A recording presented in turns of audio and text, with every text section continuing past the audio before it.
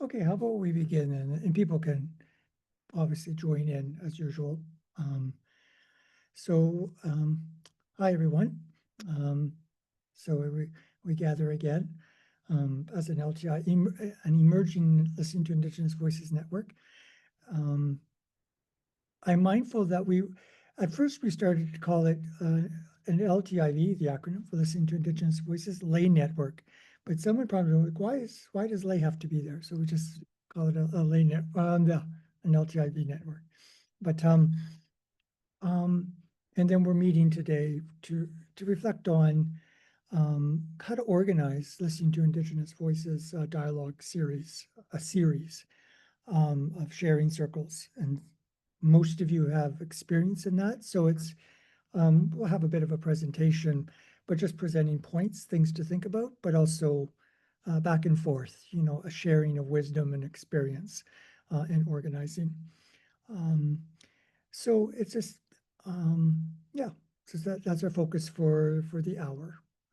But before we begin, maybe Stan will lead us in a land acknowledgement on a short prayer.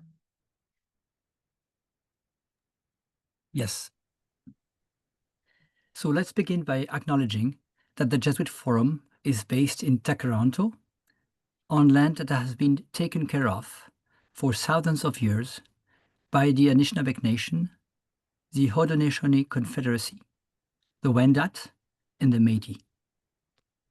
It is now home to many Indigenous peoples. We acknowledge the current treaty holders and the Mississaugas of the Credit First Nation. This territory is subject of the Dish with One Spoon, Wampum Belt Covenant, an inspiring agreement to peaceably share and care for the Great Lakes region. We are grateful to have the opportunity to live and work on this beautiful land with gorgeous trees and lakes. I am personally very grateful to be able to raise my children here and to be able to develop relationships with Anishinaabe people and other Indigenous people through my work. I hope my family and our community will grow more and more conscious and appreciative of this land, of its Indigenous history, presence, and wisdom.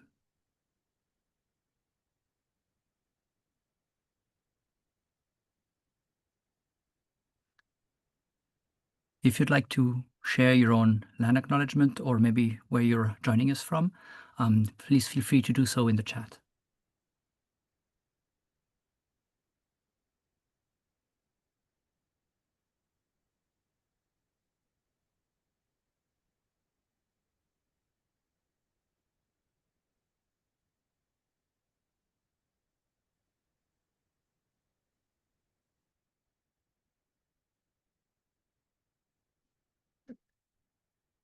Good, thank you, Stan. So we'll begin now because an hour goes fast. I know everyone here. We've met, and I think maybe Elijah. I don't think we've ever met, so it's good to see you. I know you're the brother of Noah, who I know well, and I know your mother well, and your father well, and all the rest. So, but we haven't met, so it's good to meet you in this way. And I've met Nicole a number of times, so good, and everyone else. So maybe we'll go right to it.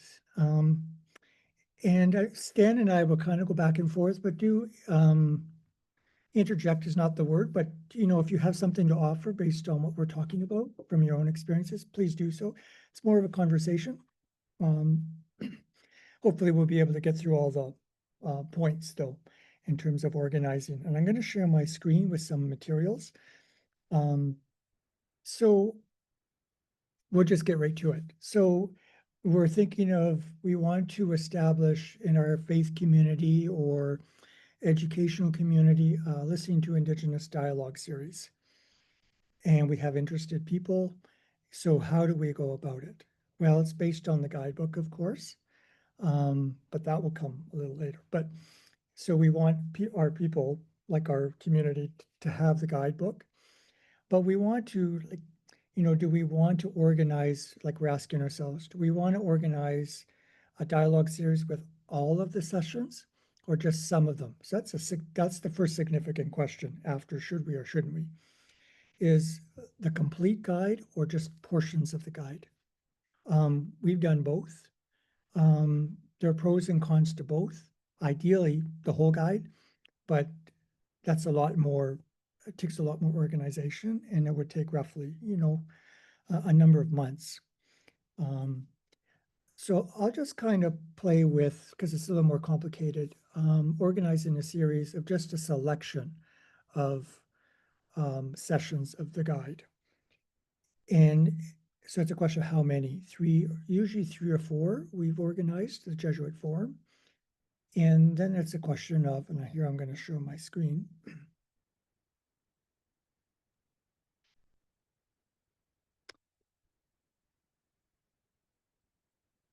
I got it. You can all, I don't think my screen is being shared, or is it? It is. Yep. Oh, okay. Which, if it's only like 3 or 4, which sessions? So here you have an overview of all, like the first page of all the sessions. So you have 11 choices, and there's a dynamic to the guidebook. So you kind of want 1 or 2 from, if you're going to have 4, 1 or 2 from each sort of dynamic. So there's, one from either among beginnings, Tale of Two Communities, The Land Is Us, Languages of the Land, Ties of Kinship. So that early part. It just kind of, it's more, it's more historical and kind of a reflection on really our treaty relationships, ties to kinship in particular, but also, the land, and just kind of coming to know the values in more deep way, the values of Indigenous people collectively. Individual Indigenous communities would have, of course it would be nuanced, but generally speaking. And then you kind of go into the sections of, roughly 6, 7, and 8. You're getting into those, the early history, and then you're kind of getting into the dark history, I guess, you could say, with residential schools and so on. So this is a hard section, and you want a session you don't want to skip that. And then the last 3 sections, particularly, or the last sections, 9, 10, and 11, is looking towards the future. How can our future relationships in the spirit of reconciliation, truth and reconciliation, how can they look? And what our Indigenous peoples, generally speaking, are asking of us.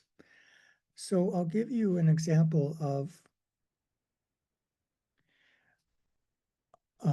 how we did it for Our Lady of Lourdes. So this is a publication we put together, and these are the sessions for 4 sessions on the 4 sessions that we organized. The first time was so we're playing around, right? So you can get a bit of creative, ties of kinship. So really beginning with treaty relationships. And then we went back to session 2 for the next gathering, Tale of Two Communities. And that's on, it's kind of a portrait of a community outside London that is struggling with clean drinking water, obtaining the infrastructure for clean drinking water. And then it gets into racism in Canada and how the two are connected. And then we went to session 7, Killing the Indian and the Child. So it's related to residential schools. So those 2 mid sessions are heavy. And we actually had a couple of people drop out of this series because it was too heavy. But then, so you don't want to end there. Then we had our final session with pathways to decolonization. So it's a way of how to move forward together, based on the truth of current realities, I guess you could say, the last decades. So it begins with the ideal, ties of kinship, and then the realities, and then how do we move from the realities, current realities, to a future together. So think of Easter weekend. You know, you don't want to end Easter on Good Friday or Saturday even. We have to continue going through to Easter Sunday. So that's kind of what you're looking, you know, kind of maybe look at it through that dynamic. So we can go back to, you know, so it's choosing the sessions and the dynamic, being mindful of the dynamic of the sessions. So you want to end moving forward. So, so like I said, you know, our dynamic was the ideal, ties of kinship, and then what became of that over, you know, the last, you know, since Confederation really, post treaties, and then how to move forward, knowing that history based on the original intent of the treaties that we were reminded of at the beginning. So that's the dynamic that you want to preserve. No matter what sessions you choose, you want to kind of maintain that dynamic. So is there any questions about that, or any experiences of your own that, for good or bad, that, or yeah.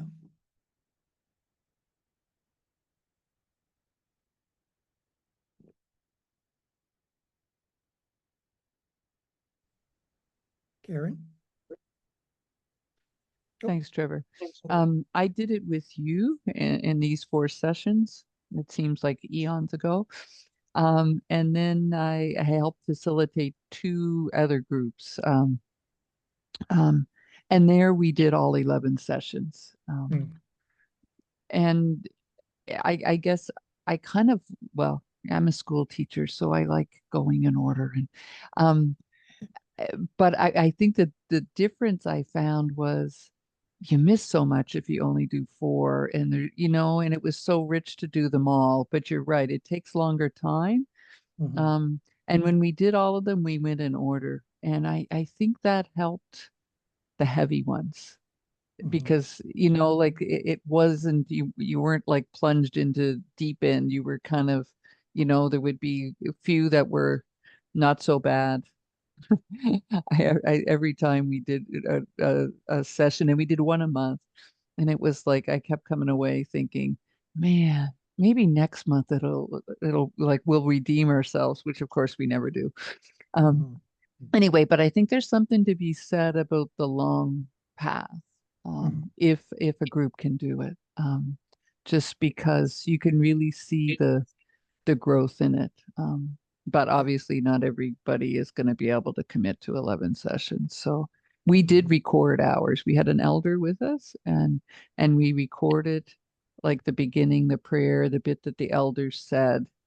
We went to small groups. We didn't record that, but then we recorded the sharing like in the large group when we came back. So if a person missed the session, at least they would hear that, and like the elders lead in and the elders conclusion. But I do think there's something about getting the full picture, and that it takes a while for people to be transformed by what the book is saying. Thanks. Thanks, Karen. Monica? Yeah, I think Karen said it really well. That's kind of exactly what I was going to say. And I always feel as an organizer that I'm walking this fine line between making it accessible and getting people to sign up, and then actually offering what I think is important to be offered. And I wonder, I'll just take everything that Karen said and take it one little step further and say, I wonder if it's actually more harmful to do just a couple of sessions and have people drop out because they didn't get like everything that Karen says is important about, you know, kind of leading up to it and going through kind of ups and downs and building that community and building that kind of commitment. And that's always, you know, my question about it. And it's for those of you who were kind of at the first couple of meetings we had of this, I said that about having speakers come, that whenever I worked in a parish and said, you know, hey, we should do something around, you know, Indigenous whatever. And the first thing is they want a speaker to come. And you don't want to take away that enthusiasm. But I think there's so much preparation that needs to be done to make that a really effective, quality, safe environment. So it's always this, I find this real balancing act between making it accessible and really, I don't know if responsible is the right word, but really kind of being true to what we see the work to be from knowing it as facilitator, Mhm. Yeah. Good. Thanks, Monica. Yeah, it's a fine line between, just a few sessions and the whole, and then if you organize a series of all 11 sessions, you're not going to get as many people. But for those who do come, it's going to be thorough. So, it's a question of, yeah, um, in what way do you want to reach people? Just, yeah, rather the whole or just a little bit, and forego the whole. And we've done both. Actually, we're in the midst now of organizing, we're in the midst of it, uh, a dialogue series of all sessions, and we're meeting online once a month. We met in person though at the beginning, so we got to know one another and kind of over a few days, and then based on that, sort of getting to know one another, we were better able to, because people from across Canada, we were better able to enter into the rest of the sessions online. And there's more of a commitment because there's a deeper sense of community because we know one another and we've built this initial relationship. It's when we're organizing the whole series without that initial bond, I guess you could say,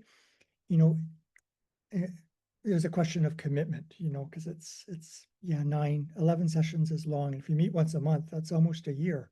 So, but if you organize every 2 weeks, that could be too intense for people just because, they have other jobs, they have a family, so it's thinking about all these, yeah. Aaron. Yes, I was wondering if it would be appropriate or if it would be a good thing when you're first announcing it, for example, in your church or throughout the parish, to say, I mean, the ones I've attended, it's always been all 11 sessions, and most of them were 2 weeks apart, which was fine. In fact, it almost seemed long enough, not longer, not too long and not too short. And then I did go to one that was in person, and it was weekly, and that was very kind of intense. And not only that, but they combined a couple of the sessions into one time we were together, which I found quite heavy. However, it was nice to be in person, meet people. But I was wondering if when, say, I would like to put out an announcement for interest, for people who might be interested in it. But could I say that each session is really self-contained? And if it conflicts with something that you have on a particular, on a particular evening when we're having it, you can still come back. You can still join the next ones. It's not like they're joined and you must have one after the other. Obviously, that's ideal. But does that sound like something that's a possibility to tell them up front? I don't want to tell them you can miss every other one. That's not the point. I would like them to be committed when they want to come, that they're committed to it and they're anxious to learn and be there. But if the idea of attending 11 sessions, over 6 months or something seems like too much, I was wondering if just announcing to them that they are self-contained sessions and they can certainly miss one and pick a lot up from the next one. I'd just like anybody's feedback on that. Yeah, that's a significant thing to consider. And we've approached it,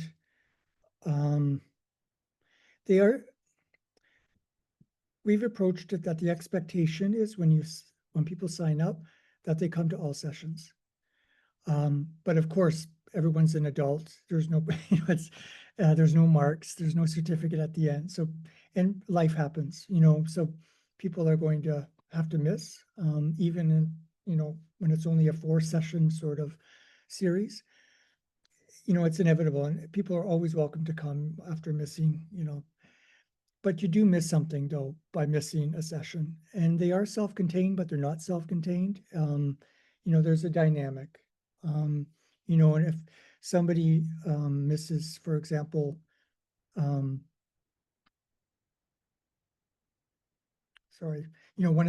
of the main like ties of kinship, or killing the Indian and the child, like those are significant sessions to miss, both positive and negative. And you're almost, well, it's not that you're out of a loss, but you're missing something. So we always encourage people the expectation is that you come to all the sessions.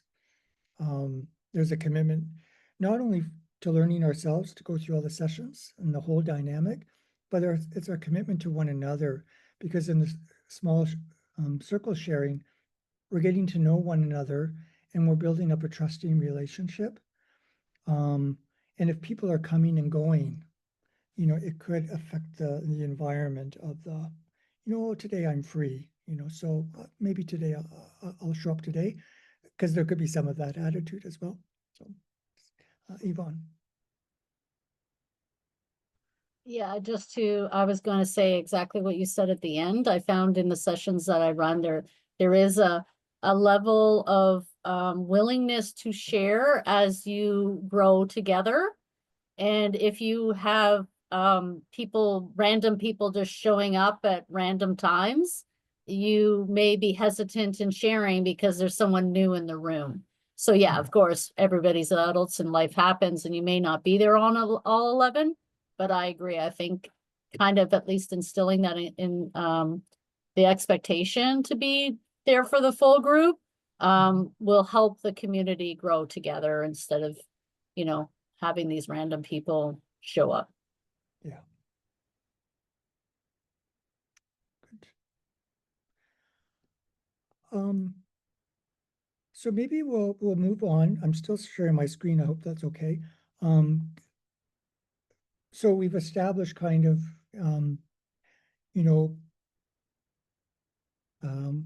a kind of a dialogue series in the sessions we're going to choose, if not the whole thing, and the dates. Now, ideally, you want to connect with an elder to accompany you in your series, or knowledge carrier. And that may be difficult for some communities, depending on where you are geographically, and it may be really easy, depending on where you are. For Toronto area, it's been really easy. So we've kind of taken it for granted, but we've learned that for some communities, it's not so easy. So there's also the question, well, if we don't have an elder knowledge carrier that we're connected with in any way, does that mean we can't have a series? So that's another question. And I personally would say no, don't let that prevent you from entering in Truth and Reconciliation, though I would say it's not the ideal. But in all the groups that we've organized, including the series that we've organized, including the present one with environmental NGOs, we do have the blessing of having an elder. And we follow to the best of our knowledge, and we're always learning elder protocol and how to invite an elder, a gift of tobacco, and when to offer a gift of tobacco, and an honorarium as well. And then there's also the question of how to introduce the elder at your first meeting, and the role of the elder during the series at each gathering. And just briefly, how we've at the forum have kind of saw the role of the elder in consultation with the elder is, we welcome everyone to the circle. We begin to focus on the session that we're come together around. And then we ask the elder to speak on the given session, not on the articles per se, but just their own perspective verbally on, say, on ties of kinship. So how do they understand treaty relationships?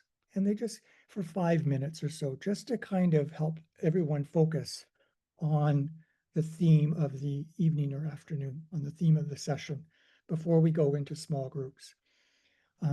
So the elder is not here to make a presentation. These gatherings are not to give a presentation. The presentation really has been in the guidebook itself, the sessions of the guide. The gathering is to come together in small groups. Most of the evening is to come together in small groups to share on what everyone has read, like the presentation, quote, the written presentation. But the elder for the gathering, at a particular evening, is just to kind of break it open a bit, to kind of, bring our minds all together to focus on, okay, this is, today we're reflecting on ties of kinship.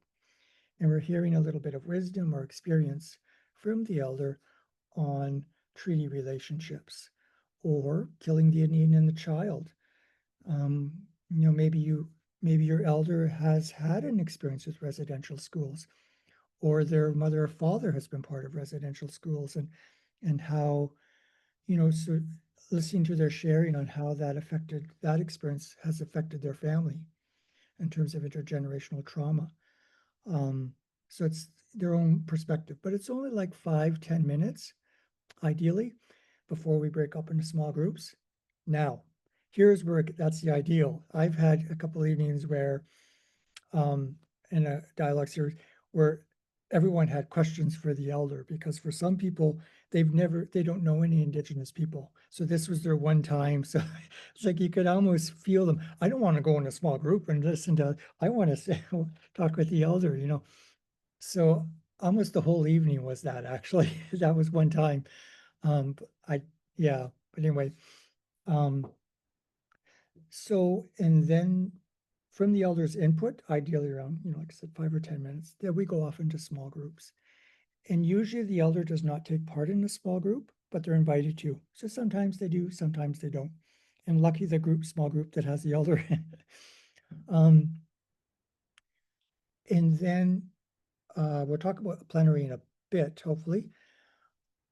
After the small groups, we come back to plenary to conclude our evening, to hear any, what emerged from our small groups. But it's also then to ask questions for the elder, based on some of the sharings that arose from the small group. So it's more time to hear back from the elder again. So that's generally the role of the elder, at least in our experience, and it's worked really well.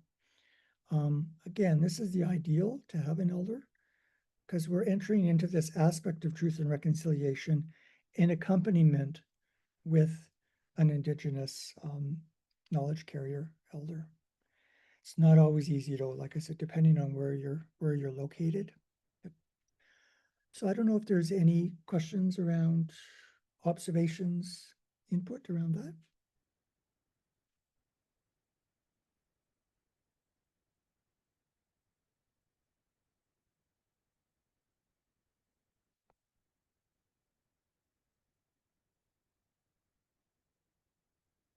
Okay, maybe I'll go on just for the sake of time, but if hopefully at the end we can, if something emerges.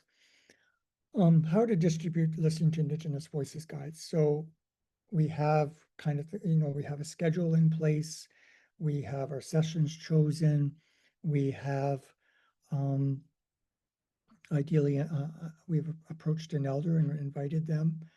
And I'll give you, back to remaining with the elder a bit, a couple attachments on elder protocol guidelines, on how to, what does it mean to invite elders to, our community gatherings. So then we want to look at, okay, the material from which we're gathering, out of which we're gathering, the guides themselves, how you're going to get them to participants, and whether you want to charge for them or not, or you want to give them away, depending on your financial resources. Usually what it means is the coordinator of your series, such as yourselves, maybe I should have brought in, anyway, you want to determine how many people you're going to are going to be part of the series. And then that's how many guides you want to order. So usually they order them from the forum with bulk discounts. Or you could order them for your own community, like a parish community, and just lend them out. And then they return them to kind of for the parish library. That's another, if you have kind of a community that's long-term like that. So basically you want to order as many guides as you need and how you're going to pay for them. So that's kind of straightforward, at least, you know. The question is how many guides you want, though. And that gets into how much you want to charge. Charge is not the word, but for your series from participants. You know, do you want to charge for the guide, and you want to ask for an additional amount to pay for the elder? So obviously, it's not a money-making thing. You just basically want to cover your expenses as much as possible. And how maybe I should have brought this earlier. I'm going to jump ahead, and I'm going to bring up an announcement here that it's just a sample. Well, it's real, but it's a series that I organized with at Our Lady of Lourdes Parish in Toronto. And so we have initial announcement, and then we announced when we would be meeting, how often, and with what sessions. Then we get into the registration. To register for us, it was at the parish office. And then here we're introducing the guidebook. That it's based, the series is based on the guidebook and where it comes from. And to let people know that, at least in our case, that participants need to purchase the guidebook through the office, and it was $20. That's the way the parish wanted to organize it. If they had ordered all of them together and bought them up front, there could have been a discount, but they wanted just to keep it simple. And then a suggested donation in addition to the cost of the guide. And that was for an honorarium for the knowledge carrier. And at the time, it was thought we'd ask for $25 in addition to the guide, cost of the guide for each participant. And the parish kicked in an extra. So that additional donation of $25 went towards the honorarium for the Indigenous elder at the end of the 4 sessions. So I think that worked out to about $800 or $900 for the elder at the end of the series, because the parish had extra funds to contribute to it. And what this does is, in addition to the guide, it does show a little bit of commitment. You know, when we pay at least nominally for to participate in something, it does show a level of commitment. Yeah. So, any questions on that?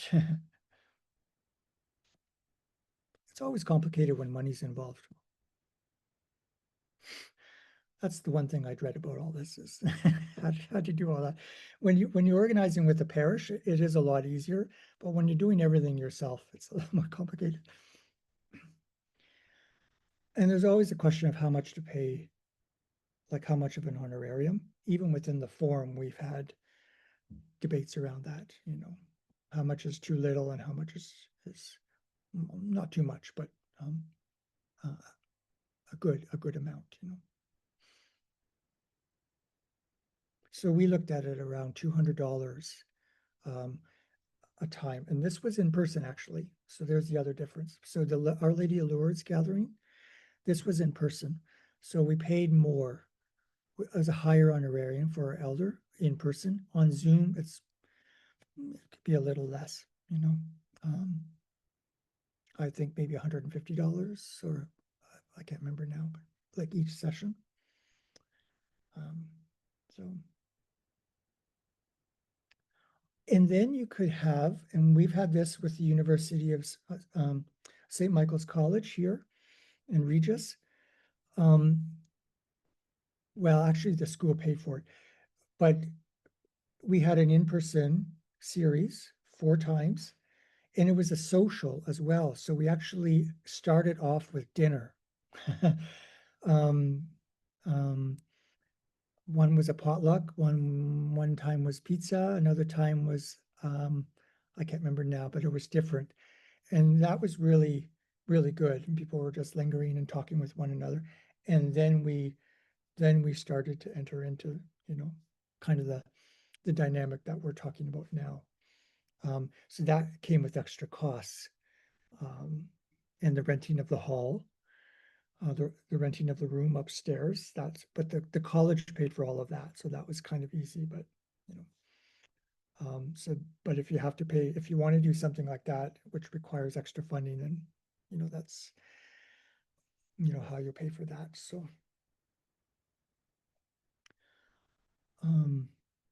yeah. So now I showed you a little bit of the publicity needed. So I showed you this was an email. Well, no, this was a supplement to the parish bulletin. So it was not it was an insert in the parish bulletin because it's over a page. And then it was the registration was on the kind of the digital sort of version of it. But we also had a visual component as well, posters around. So I did this on Canva, and I like playing around visually. So I enjoy this, and you can use some of the images from the guidebook for your own publicity if you want. Just let us know. Not all of the images, only Diane Montrose images, because she has given us rights to use them in other ways, provided it's for the sake of truth and for the sake of listening to Indigenous voices. So yeah. So these paintings, I guess you could say, these illustrations are Diane Montrose, but the other ones, we couldn't give you rights for those. So it's just a poster we did for a visual component in addition to the announcement. And then we got participants registrations through that. And then we sent out, people registered, we get 20 people, for example, which is a good amount, especially for in-person. And then we send out reminders. So the first date is set, and then we send out a reminder. I understand if you want to say a couple things about. Yeah, I'm happy to talk about some of the logistical aspects, not in too much length, but then you can have questions if you have. But registration pages, I think it's good to mention that there's a lot of tools online, depending if it's in person or on Zoom. We used to the system Eventbrite in the past. We are now using Ticket Tailor. These are very good for you to have a page that presents the series and have people register. And you could even ask them to donate or pay for what they would have to pay on that page. It can also send reminders automatically, or you can work on those. If you're doing this over Zoom, Zoom itself can help you get registrations and then have the reminders sent. And I think it is important to notice, and you probably all know that, but in this day and age, you want to send reminders because people forget. Obviously, if you're doing a series online with people that are not in the same place, you might have different time zones involved and so on. So you really want to anticipate any logistical hurdle that would prevent your series from unfolding correctly. And you don't want people to just miss a session, not because they were not available, but just because they forgot, or time passed. So I think this is important. And reminders, as mentioned here, you want to obviously make sure that you have your facilitators, your elder or knowledge keeper well reminded in advance of the meeting so that they show up on time, maybe a bit in advance actually, and also your participants. So this communication piece with everyone who is involved around your series, whether in person or online, is very important because, again, if you want commitment, if you want a group to be formed and have good dynamics, you don't want anyone to be missing just for, logistical reasons. Do you have any specific questions maybe on those logistical things? I mean, we could always have other conversations if you have a specific question about the system, how to use it and so on. They're generally quite straightforward, but very useful. And if not, I'm going to talk about facilitators. And so depending on the amount of people you have in your group, if it's just a small group with 6, 7 attendees, you might facilitate yourself. But obviously, if you have 20, you want several. And here, you don't need people with a lot of training, but you do want to make sure that your facilitators are know the process. I've sometimes experienced some groups where facilitator didn't necessarily keep track of time, or maybe there was some interjection in the middle. So you know all this, but you want to maintain for every subgroup the same level of listening with a good timekeeping, and you don't want interjections, you don't want interruptions. You want to follow the order of the questions, maybe have a second round sometimes. So that could be obviously the facilitator who decides, but you want them to be well informed on all this. And so generally what we do is we have a bit of a training in advance. It doesn't have to be too long. It could be, just the hour before the event or maybe a couple of days before, just to make sure that your facilitators are going to be on the same page. And there obviously could be just members of the group that you are doing the series with. You could identify 1 or 2 people that could be your facilitators, so that when you go into small groups, you have one and they have the others.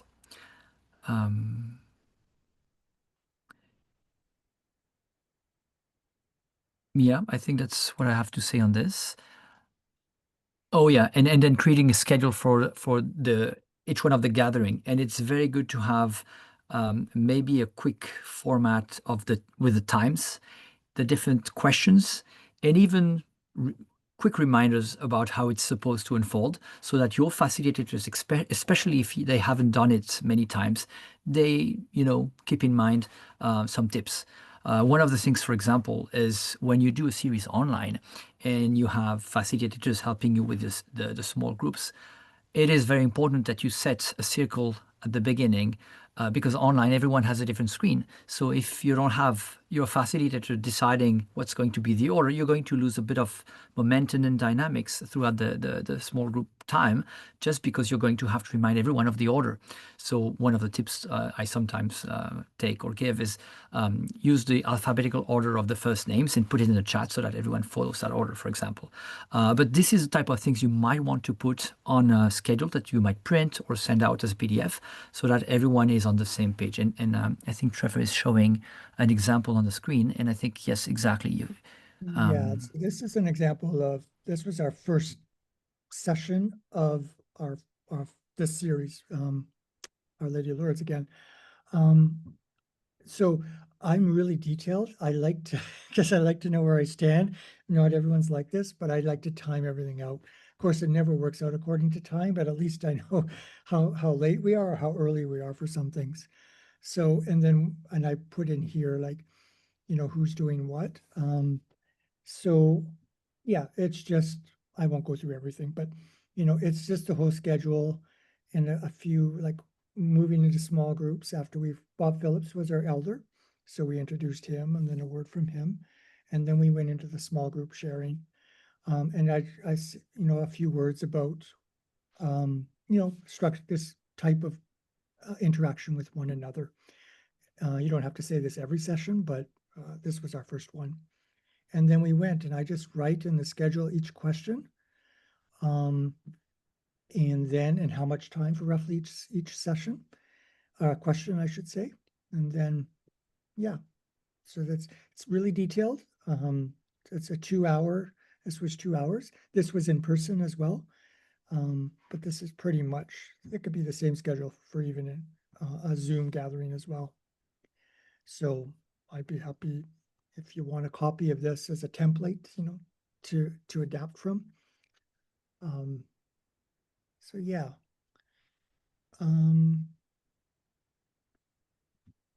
And just a word about the facilitators too, is you kind of have to, as an organizer, choose facilitators.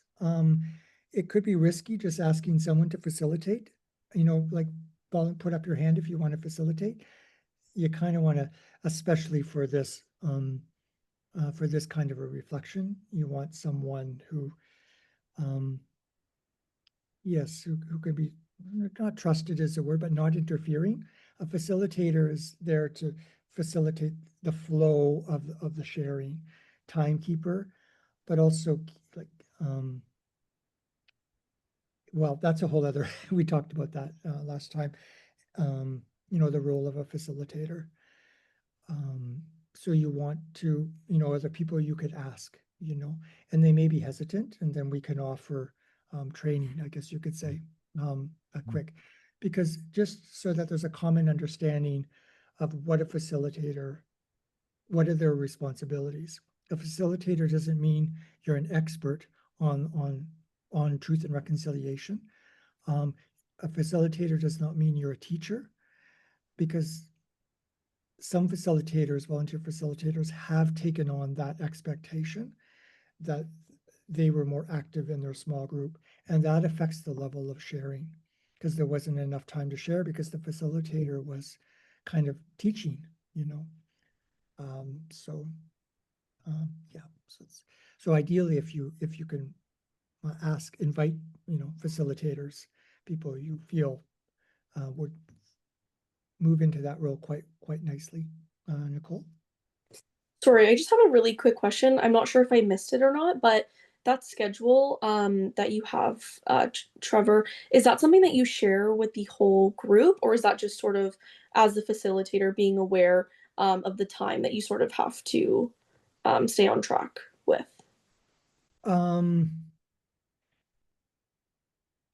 This is, I've never shared a schedule with the whole group, no, but I have shared it with the facilitators. So it's not just for me. So I print it out, or usually I print it out if it's in person, like 7 copies for all of the facilitators, if there were 7 facilitators, but not to the whole group. No, it's can be kind of confusing enough, like, just focusing on the questions, and yeah. So I liked, that, so the facilitators know, okay, we're starting question 2 now. Around 8:05, I know I should be moving on to the 3rd question around then. So it's just for, yeah. And that's always useful, like for an online meeting as well. But like, if you imagine you're with a large group and you're in a place where everyone goes in subgroups in different rooms of, the church or whatever place that you're gathering in, you don't want a group to be stuck 20 minutes longer in a corner of the building with everyone else waiting. So like having this one per group for the facilitators also obviously you make sure that everyone's on the same page. Mm-hmm. That doesn't mean you can't make a schedule for everyone. You could, of course, but,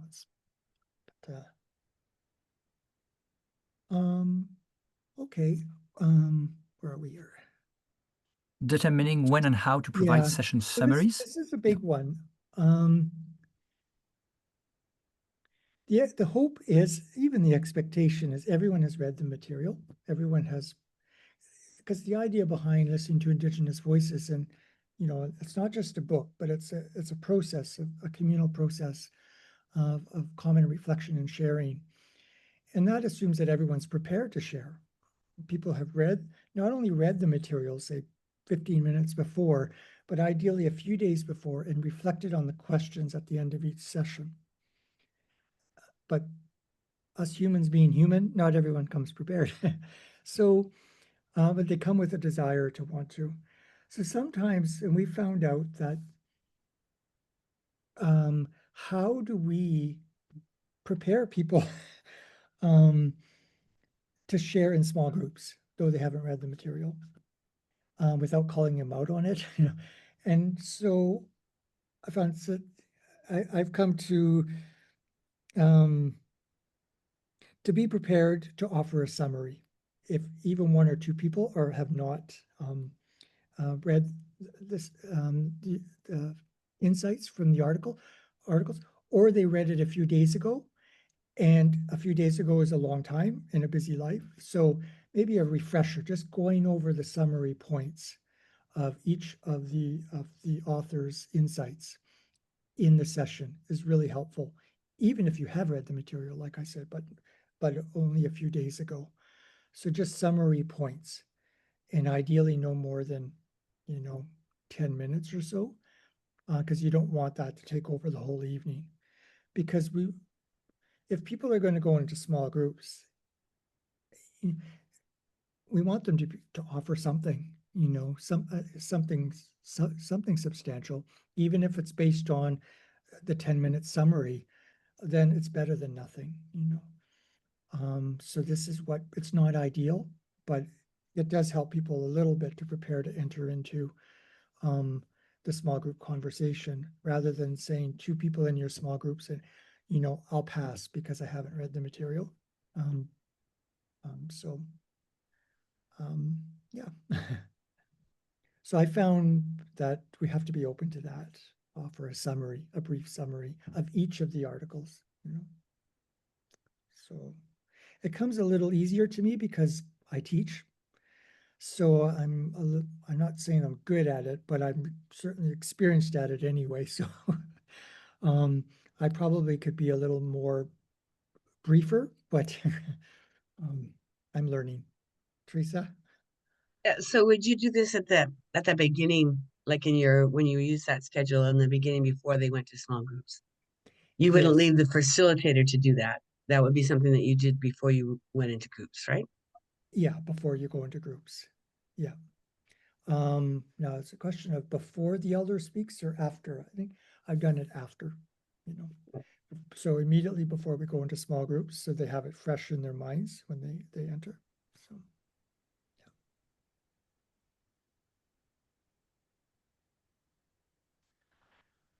yeah.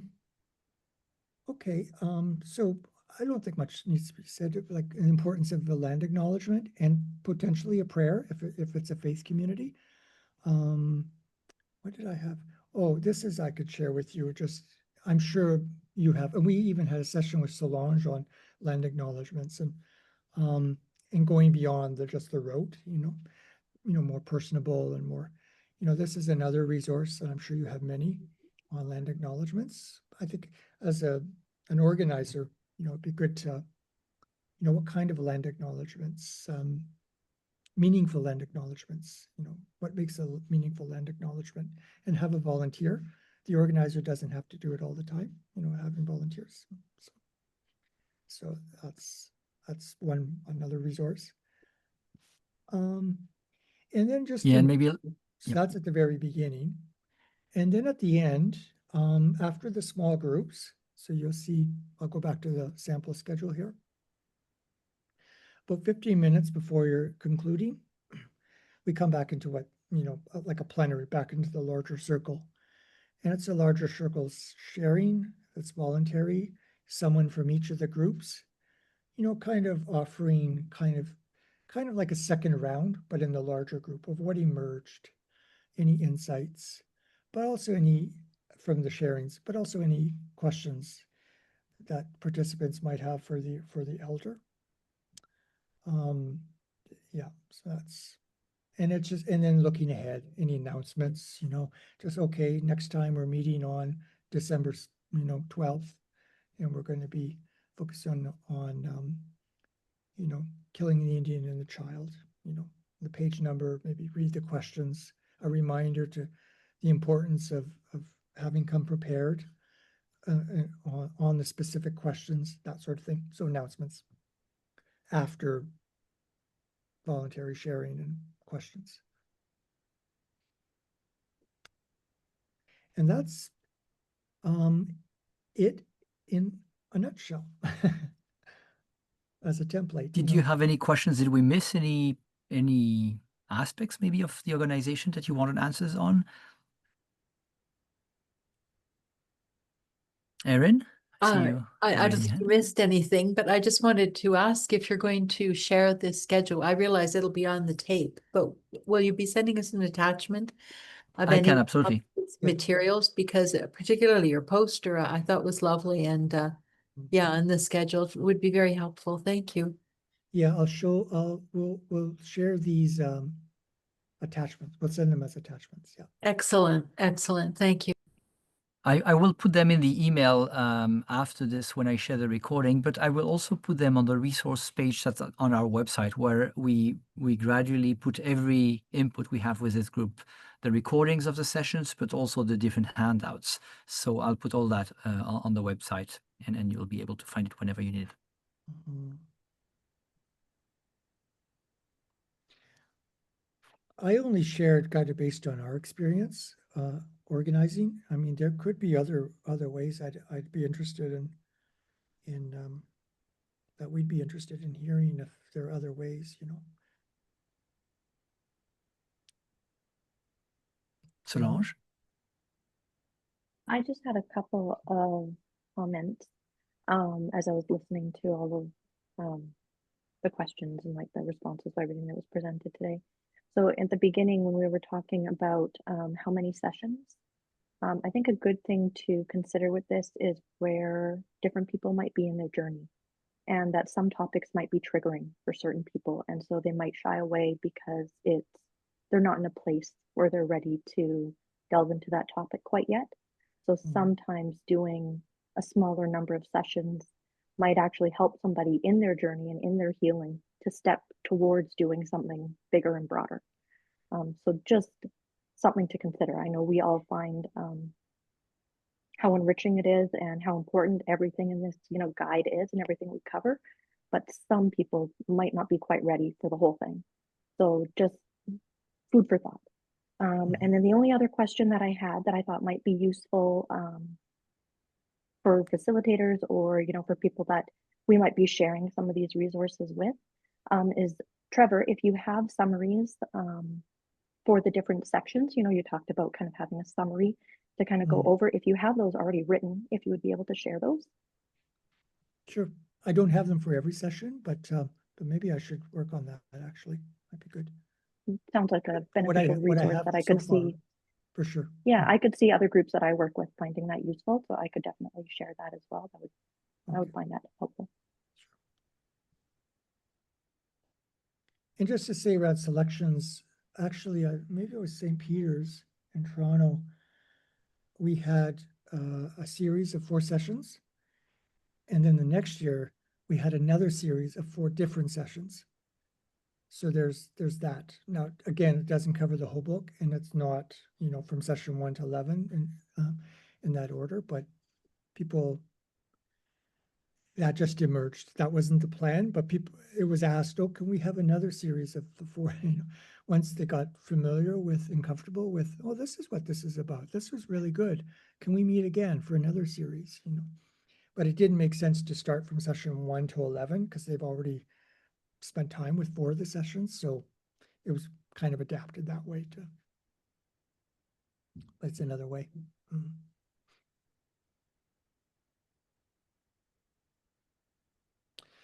And what we call the idea behind just the selection at the very beginning when LTIV was published, we call it a come and see, or not a come and see, a taster, just to get a taste of listening to Indigenous voices.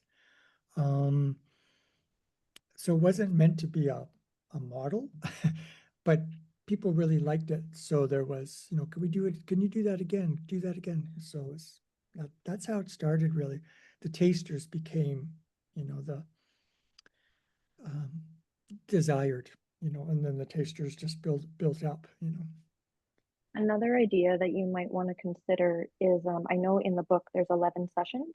You could always do session 1 just as a one-off. So invite people to come to this one day, this one event, come, try it out. And then if they're interested, sign up for a 10-week session that covers the rest. So that could be a way for people to, try it and maybe, dangle the carrot, get them interested. And then you might get more people willing to participate and register that way. Yeah. It's kind of what we did with the environmental NGO series that we're in the midst of now. And we met at an Anishinaabe Spiritual Center. We did session 1. We started off with session 1. Now, they were already committed though for the whole thing, but anyway, in session 1 is a creation stories, right? So these are environmental NGO representatives. So it really went hand in hand. It was, yeah, that's.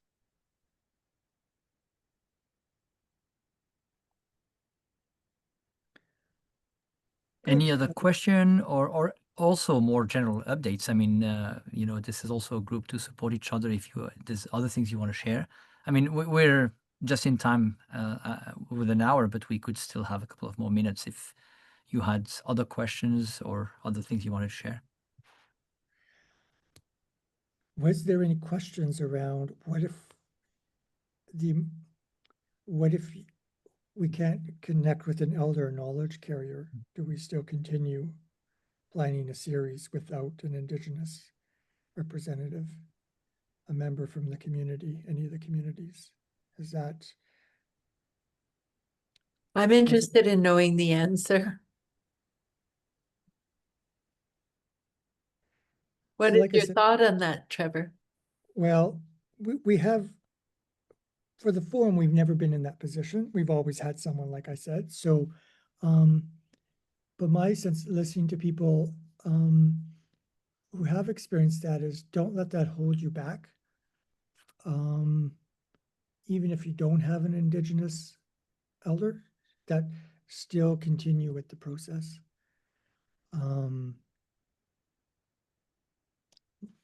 But it's not ideal. I don't know, but yeah. Elijah? First of all, thank you so much for having me onto your session. And with this question, I always kind of battle with this myself with the work that I've been doing and the work that I've done. And kind of like you were saying, Trevor, I don't think we should use it as like holding us back and being like, oh, maybe I guess we can't have this incredible program that we're trying to plan just because we don't have our elder. Instead, still have it, but acknowledge that we don't have it and create space and hold space for the elder that could have been there, the elder that we'd want there. But I don't think it should stop us from going forward at all. But just throughout sessions, make it be known that we'd wish that we had the elder there or that knowledge keeper. Yeah, great, thanks, Elijah. And Monica, I just want to say, and even if we don't have an elder, like in person, I guess you could say, we're still in the presence of Indigenous wisdom through the guidebook itself, you know, though it's not living in the sense of responding to our questions, or it's not that we're not in the presence of, you know, we are listening to Indigenous voices through our reflections. Yeah, Monica. Yeah, I think those are all good ideas. Just something else that to keep in mind if you don't have an elder through the whole series, one way to kind of keep the focus on the idea of actually building relationship is to have you know, an event, a one-off event, like a speaker come that's an elder that's kind of somehow connected with the group, so that there's this kind of real living out of meeting and being in partnership and being in relationship. I think personally I've done the guide without having elders at every session, and I agree with what you said, Trevor, that you know we're if we use the guidebook as it's intended, you know, we're listening to the elders through the whole thing. But somehow it felt like if we didn't have anything else with it, somehow it felt like a bit of an academic exercise. So it really helped to kind of ground like the whole series in the middle, having a Zoom conversation with an elder, like about how it's going so far, or at some point having like a parish-wide event, or having a film even, or just something, you know, that's kind of apart from us talking about what we think. So anyways, that's just a suggestion to kind of just broaden up horizon a little bit. Yeah.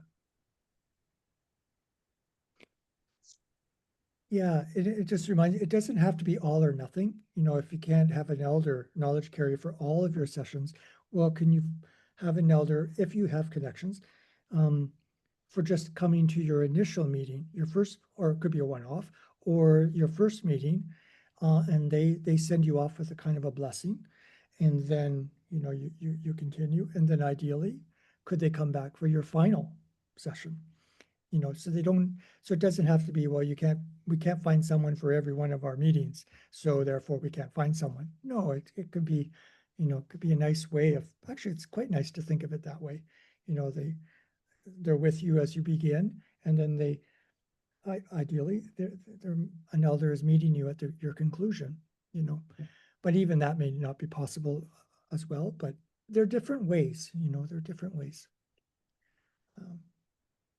Solange? Correct me if I'm wrong, but the online resources for the guide, there's videos. Aren't most of those presented by elders or knowledge keepers? Or I think a good chunk of them are. Has anyone used those maybe in place of an elder when they're not able to have someone in person? I have. That's what I did when we let it in Kamloops, because it was difficult to get an elder. We did have an elder come once, and that was really good for the group, but mostly we use those little video things. Yeah. Thanks for that reminder. The poor video resources, we don't do a very good job of promoting those, if that's the way, you know, that's even the creation story, you know, that, you know, at the first session, you know, it's a wonderful, and again, it's Indigenous voices. They're a little more living, like it's not just the written word, though it's video, but it's still, it's kind of in between a live presence and a written presence.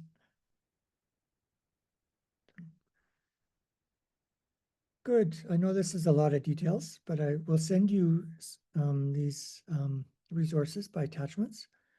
There will be mostly PDFs on image, and maybe just moving forward, any further ideas for formation? You know, we spoke on land acknowledgements earlier in the year, and then on facilitation, and now on organizing.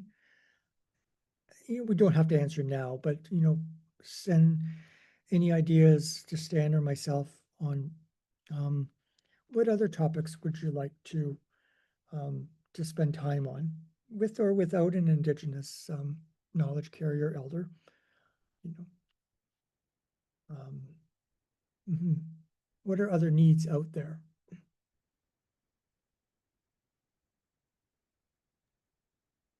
So again, not but yeah, and we could offer suggestions too. We'll have to brainstorm.